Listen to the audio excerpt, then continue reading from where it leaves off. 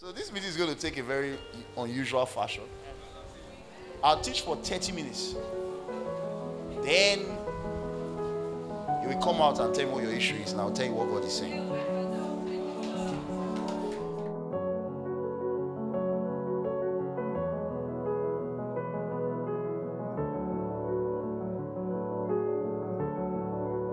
Oh my God, like literally, when I think about Pastor, I'm in awe.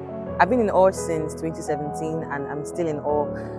The Lord told me that this is the person that will be my spiritual father. This is the person I will follow. And as simple as it sounds, that Thursday evening is actually what has kept me all through the storms. 8 years, almost 9 years down the line.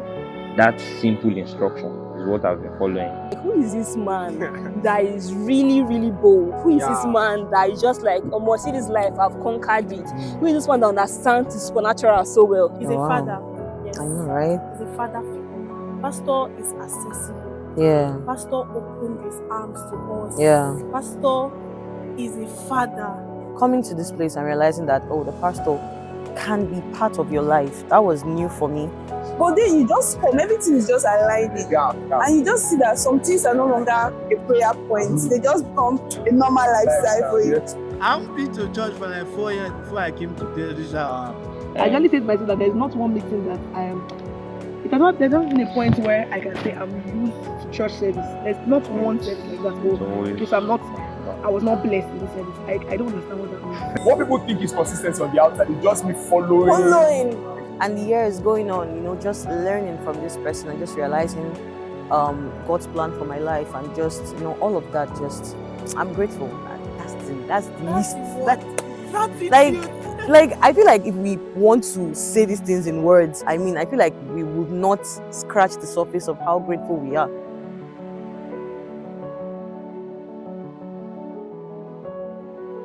So then I think about how Pastor did it, like how he was able. I asked him a question. I said, if a normal person goes through the things that you have gone through this year, beginning from February downwards, I don't know, they'll break. The entire scenario was people who Pastor had invested in, people who he had poured his life for, people who he had gotten to, train over the years, and not just leaving, but getting to defame, getting to speak ill of, right? Getting to make everything seem as though it was trash at that point in time. And I felt very bad. I felt devastated, really. I felt for Pastor because these are people that he has trained personally. He's like a child. You train this child, and then the same child who you think would love you forever and be with you forever is no longer there. And not only are they no longer there, they are speaking ill about you. You know one thing I like about Pastor? He has never come one day to brag that he is decent or he's above you, that you can never. He will always come tell you his own experience. I'll be like, Pastor will put my thoughts in those kind of things. But you see, at the end of the day, it comes down to us learning to understand that we are humans. Now God help us. You get to. I felt incapacitated, so I was only trying to imagine what the pastor was going through, right? At that point, honestly. So if I could be feeling this way, if I could be feeling like this, my emotions, my mind and everything could be this affected in that regard, how is it going to be for the person that is at the center? I just felt it was quite disappointing. Pastor Oko has sacrificed a lot for us. In fact, I think one thing I know, I'm a Sunday man in church, so I can say this. One thing I know is that if Pastor was not a pastor, Pastor from the multi-billion. Yes, exactly. Yeah, as per CEO of Elite Global AI.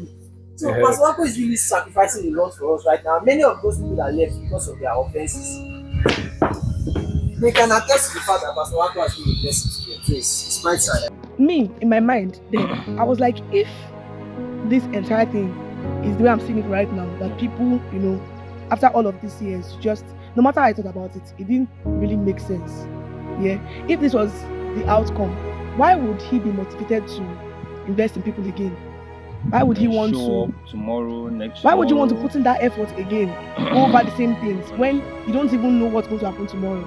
Like somebody could just come out tomorrow and tell you all the years invested. I'm against you, like, and just start speaking ill of you as though all those years never happened. So what's your own motivation to keep up with it? It was a lot. I mean, I remember how I felt when people were leaving, and I won't lie to you, I was really hurt. I cried a lot because I had like close friends who walked away. But the truth is that realizing that, oh, the attack wasn't necessarily on the man, it was on the church, now makes everything more understandable. Like, this was actually the devil trying to attack us. Yes. And, you know, but even with Tosha, he's the church. Like, how would I explain it? He's the figure. When you talk about dead raisers, he's the man. Yes. So even if you're attacking the church, you are still attacking him. It was a lot. I will not lie to you, it was a lot. Honestly, I actually felt it. Then when he came to church after the whole saga, Yeah. and he raised that song, Jesus. I remember that meeting. I was in front, you know, my seat. Yeah. Jesus, I just lifted up my hands and the emotions. I know, right? Jesus. And I was wondering if I can feel this way. How's he feeling? How is he handling everything? Because in all this, he was also making sure we were okay. We were having meetings. Honestly. He would address the issue publicly. He would even give us words to help our mind. He would pray for us in all this. Mine was the fact that he was showing up every day. Every day he was showing up. I really saw the love of Jesus play out in Pastor's life, to be honest. Honestly. Him, the way he handled everything. It was, he wasn't just preaching it. It was something I could get to see. Living it out. I saw him get to pray, both with us. Like, it looked as though I am just leaving everything to the hands of the Lord. And it wasn't just talk, it was practical. He made us know that, okay, when you get to pray about stuff, they'll be resolved. And he showed us how it works. That, you know, in getting to pray about things, whether it's unfortunate or not, you don't have to work with the arm of flesh like that. For everything that happened, we learned. Yeah.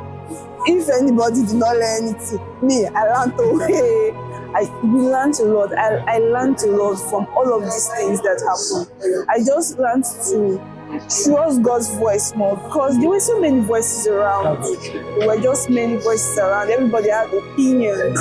And you just learn to trust God's voice. You just learn to be sensitive and just know that, okay, this is God, and this is what the devil is trying to do. I would say that for practically all dead raisers, this was a growing season.